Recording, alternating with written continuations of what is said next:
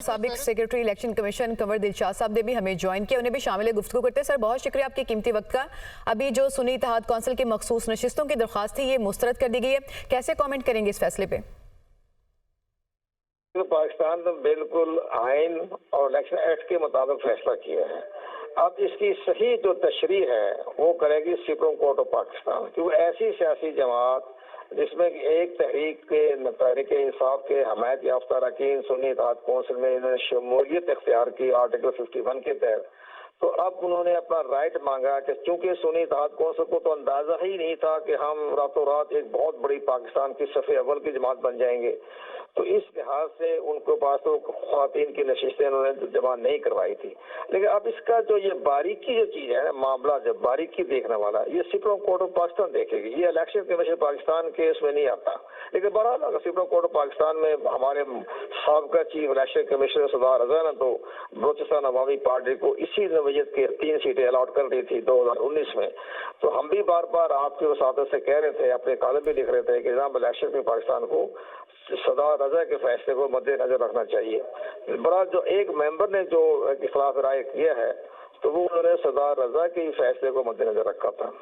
तो लेकिन ये सारे मामला हैं, अगर फैसला सुप्रीम कोर्ट पाकिस्तान करेगी। अभी तो एक बात है जिसमें आप ये बताइएगा कि अब सुन्नी इत्तेहाद कौंसिल या फिर पीटीआई इनके पास आगे लीगल ऑप्शंस मजीद क्या है? लीगल ऑप्शन फौरी तौर पर सुप्रीम कोर्ट पाकिस्तान में अपील है। जैसे कि मैं टीवी पर देख रहा हूँ तो सईद अली जफर जो है, ये अहमद अजहर जो है, ये सुप्रीम कोर्ट पाकिस्तान में अपील दायर करने की सोच रहे हैं। तो इमीडिएटली आप वहाँ से इलेक्शन के पाकिस्तान के फैसले को सस्पेंड कराने के लिए इमीडिएटली उन्हें सुप्रीम कोर्ट ऑफ पाकिस्तान से रजू करना पड़ेगा, नहीं तो इलेक्शन के पाकिस्तान किसी और सियासी जमात को, कहीं सियासी जमातों को तस्लीम ना करें। कंवर साहब, अगर दूसरी सियासी जमातों को ये नशिस्तें मिलती हैं तो किस तनासुब से मिलेंगी? उसमें ये होता है ना कि आज ये तकरीबन पंजाब में 20 सीटें खाली हैं, तो उस पंजाब में 20 सीटें खाली है तो 4 का रेशो है, 5-5 सीटें में जो सबसे बड़ी पार्टी जो है इस वक्त पंजाब में वो आ रही है पाकिस्तान मुस्लिम नवाज, तो उनको ज्यादा से ज्यादा नशिस्तें मिल जाएगी। बाकी छोटी जमातों को एक भी नहीं मिलेगी पंजाब में। तो सबसे बड़ी अहम सीटें जो है तकरीबन 20-22 सीटें वो तहरीक इंसाफ को मिल जाएगी, 1 सीट पीपल पार्टी को मिल जाएगी और 1 सीट बाकी जो है छोटी छोटी जमातें उनको मिल जाएगी। लेकिन ज्यादा इसका जो शेयर जो है जो है वो मिलेगा पाकिस्तान मुस्लिम नवाज ग्रुप को फायदा पहुंचेगा। इसी तरह कौमी असम्बली में सीटें 24 खाली हैं, और 24 सीटें जो खाली हैं उसमें सबसे बड़ी मेजॉरिटी पार्टी मुस्लिम नवाज है, इसके बाद पाकिस्तान पीपल पार्टी है, इसके बाद MQM है, इन तीनों में तकसीम हो जाएगी। सही, ठीक। कंवर दिलशाद साहब अपने राय दे रहे थे इस सारे फैसले के ऊपर। वकार सैयद भी हमारे साथ मौजूद है, उनकी तरफ चलते हैं। वकार, अभी जो इख्तलाफी नोट है एक तो उससे मुतालिक बताइएगा कि किस बुनियाद के ऊपर वो उनसे भी वकार आपसे भी हम बात करेंगे। अभी हमें हामिद रजा साहब ने ज्वाइन किया है, सरबराह सुन्नी इत्तेहाद कौंसिल हैं, उनको शामिल गुफ्तगू कर लेते हैं। सर बहुत शुक्रिया आपके कीमती वक्त का। जो आपकी तरफ से दरख्वास्त दायर की गई थी मखसूस नशिस्तों के हवाले से वो तो मुस्तरद होगी, अब आपका अगला लाहे अमल क्या होगा? बिस्मिल्लाहिर्रहमानिर्रहीम। देखिए, अगला लाहे ज़ाहिर है हम अदालत के अंदर जाएंगे, सुप्रीम कोर्ट ऑफ पाकिस्तान के अंदर जाएंगे और इलेक्शन कमीशन के इस गैर आईनी फैसले के खिलाफ, गैर कानूनी फैसले के खिलाफ हम अदालत का दरवाजा खटखटाएंगे और जो फैसला आया है उसके खिलाफ हमारे पास जो एक फोरम अवेलेबल है वहाँ पर जाएंगे इंशाल्लाह। ठीक है, तो सर ये भी जरा बताइएगा कि क्या आपने तफसीली फैसला यकीनन ये देखा होगा, किन बुनियादों के ऊपर आपकी दरख्वास्त मुस्तरद हुई है? जी, ये दरख्वास्त मुस्तरद की गई है इस बुनियाद के ऊपर कि सुन्नी इत्तेहाद कौंसिल ने 8 फरवरी के इलेक्शन से पहले अपनी प्रायोरिटी लिस्ट जमा नहीं करवाई थी।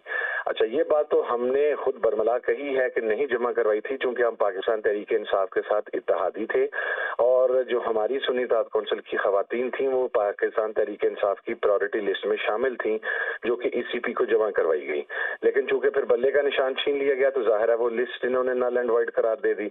अब उसके ऊपर ये बात अंडरस्टैंड करने की है कि हमने इनसे ये बताया था कि 2 प्रेसिडेंट्स ऑलरेडी मौजूद हैं और एक अदालत का फैसला मौजूद है। KPK के अंदर जब कुछ इंडिपेंडेंट कैंडिडेट्स जीते 2018 में तो उन्होंने बाप पार्टी को ज्वाइन कर लिया, और ये चीज ध्यान में रखें कि बाप पार्टी उस वक्त ECP के साथ रजिस्टर्ड नहीं थी, यानी बाकायदा रजिस्टर्ड पॉलिटिकल पार्टी नहीं थी।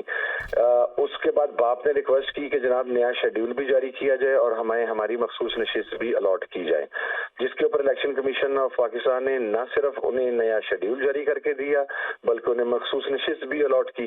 इसी तरीके से पाकिस्तान तहरीक इंसाफ 2018 में अकलियतों की लिस्ट जमा नहीं करवा सकी थी पंजाब असम्बली के अंदर, तो उसके ऊपर भी ECP ने इंतखाबात के बाद न सिर्फ उन्हें लिस्ट जमा करवाने की इजाजत दी बल्कि उनके अकलियती MP भी बनाए गए। आप ये समझते हैं कि मौजूद हैं और आप ये समझते हैं कि आप अपना ये जो मसला है, ये जो मामला है, वो अदालत में सही से पुटअप कर सकते हैं। बहुत शुक्रिया आपके कीमती वक्त का। वकार सैयद भी हमारे साथ मौजूद हैं। वकार, एक तो ये बताइएगा कि अगर अब नशिस्तें नहीं मिलती तो किस रेशो के साथ बाकी पार्टीज को ये मिलेंगी और किस पार्टी को सबसे ज्यादा इससे फायदा होगा? सेकेंडली ये कि अब PTI या फिर सुन्नी इत्तेहाद कौंसिल, इनका अगला लाहेमल क्या होगा अगर आपकी बातचीत हुई हो उनसे? जी देखिए, एक तो ये है कि जो कोटा सिस्टम है वो आइन में बड़ा वाज़ेह है और उसमें ये है कि जैसे कि कौमी असम्बली में ख़वातीन की 60 नशिस्तें हैं तो कौमी असम्बली की पंजाब से 141 नशिस्तें हैं, उसके मुताबिक 32 ख़वातीन की नशिस्तें जो है वो पंजाब से बनती हैं। उस हिसाब से ये रेशो 5.5 का या 4.5 का निकलेगा। तहम ये एक तारीख़ी फ़ैसला है। तारीख़ी फ़ैसला इस हवाले से है कि इससे जो इलेक्टोरल कॉलेज है वो मुकम्मल तौर पर मुतासिर होगा। यानी जो माजी की जो जब से ये आइन वजूद में आया है उससे लेके अब तक जो एक फार्मूला था कि 4.5 यानी 4.5 जो MNAs थे उन पर जो है वो एक सीट मिलती थी, अब ये फार्मूला सारा जो है वो डिस्टर्ब हो जाएगा, जिसके बाद जो कम यानी ऐसी सियासी जमातें जिनके पास 2-3 सीटें हैं उनको यानी आइनी तौर पर उनकी ख़वातीन की कोई नशिस्त तो नहीं बनती, तहम अब उनको भी नशिस्तें मिलना शुरू हो जाएंगी। जैसे कि अगर हम बात करें तो KPK में 25 ऐसी नशिस्तें हैं जो ख़वातीन की अक़लियतों की जो सुन्नी इत्तेहाद कौंसिल के 90 जो अरकान हैं उनको मिलनी थी, तहम अब ये नहीं मिलेंगी बल्कि सही। तो ये सारा जो सूरत हाल है वो मुतासिर होगी इससे और ये पहला दफ़ा देखा जा रहा है कि इस तरह के जो इश्यूज़ है वो सामने आ रहे हैं। वकार सैयद, आप हमें तफसीलात बता रहे थे, आपका बहुत शुक्रिया।